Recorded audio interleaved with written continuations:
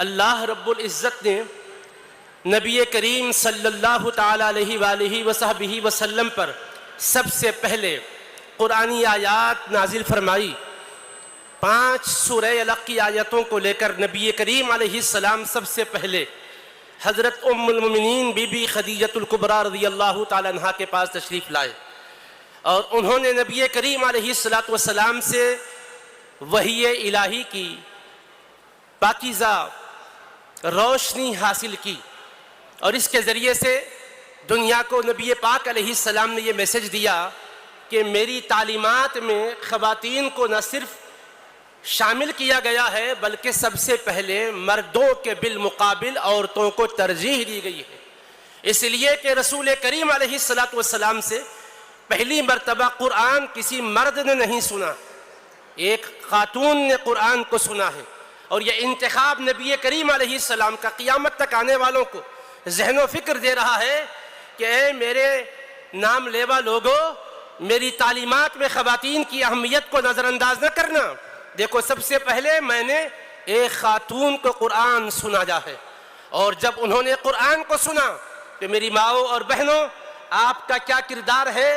آپ اس حقیقت کو سمجھیے گا۔ حضرت بی بی خدیجہ نے جب سب سے پہلے قرآنی آیات کو سنا، نبی پاک علیہ السلام کے اوپر جو کیفیت طاری تھی، جس میں آپ فکر مند نظر آ رہے تھے، تو انہوں نے کیا کہا؟ کلا واللہ ما یخزیک اللہ ابدا انک لتصل الرحیم وتحمل الکل وتکسب المعدوم وتقری الضیف وتعین علی نوائب الحق۔ اے اللہ کے نبی علیہ السلام، آپ ہرگز فکر نہ کریں، اللہ آپ کو بے مدد نہیں چھوڑے گا، آپ کے وقار میں کمی نہیں آنے دے گا، آپ رشتہ داروں کے ساتھ سلوک کرتے ہیں، ناتوانوں کا بوجھ اٹھاتے ہیں، آپ مفلسوں کو کما کما کر عطا فرماتے ہیں، مہمانوں کی میزبانی فرماتے ہیں، مصیبت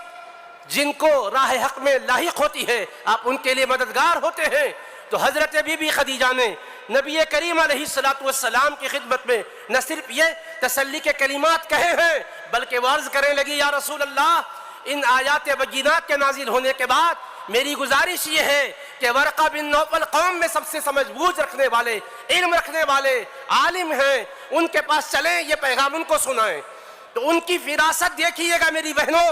ایک عورت کو جب قرآن کا علم ملتا ہے، پیغمبر اسلام کا فیض ملتا ہے، تو وہ قرآن کے علم کو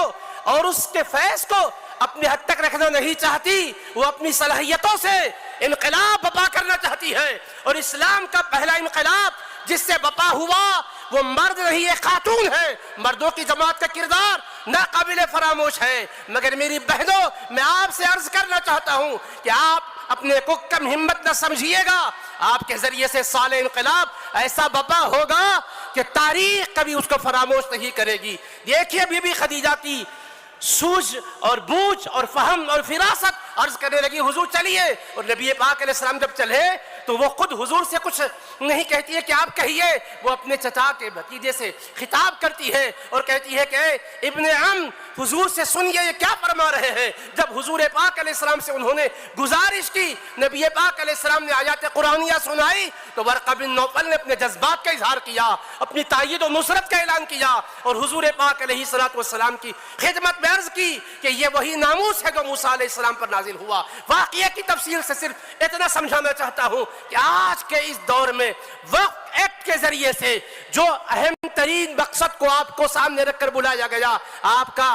شانہ بشانہ کہنا جو لفظ کے طور پر ہوتا ہے اس حد تک ہی نہیں ہے۔ میری ماں اور بہنوں، آپ کی گود میں پرورش پانے والے بچوں کی آپ بہترین تربیت کر سکتی ہو اور ذہن و فکر کو اجالے دے سکتی ہو، اور جیسا آپ نے سماعت کیا ہے کہ مسلم مسائل کے سلسلے میں یہ نیا آج کا مسئلہ نہیں، آگے اور کیا کیا مسائل آنے والے ہیں۔ آپ کا کام یہ ہے کہ دین اسلام پر بصیرت سے عمل نہ صرف کرتے رہیں بلکہ ہر دور میں اپنی نسل کو یہی سکھائیں کہ جو جان مانگو تو جان دیں گے، جو مال مانگو تو مال دیں گے، کبھی نہ ہوگا یہ ہم سے ہرگز، نبی کا جاہو جلال دیں گے۔ برائے فتح پہلی شرط ہے ثابت قدم رہنا، جماعت کا بہم رکھنا، جماعت کا بہم رہنا،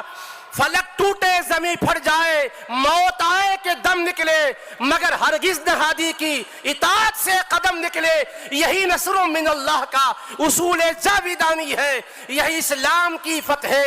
شرط حصول کامرانی ہے. وآخر دعوانا الحمدللہ رب العالمین.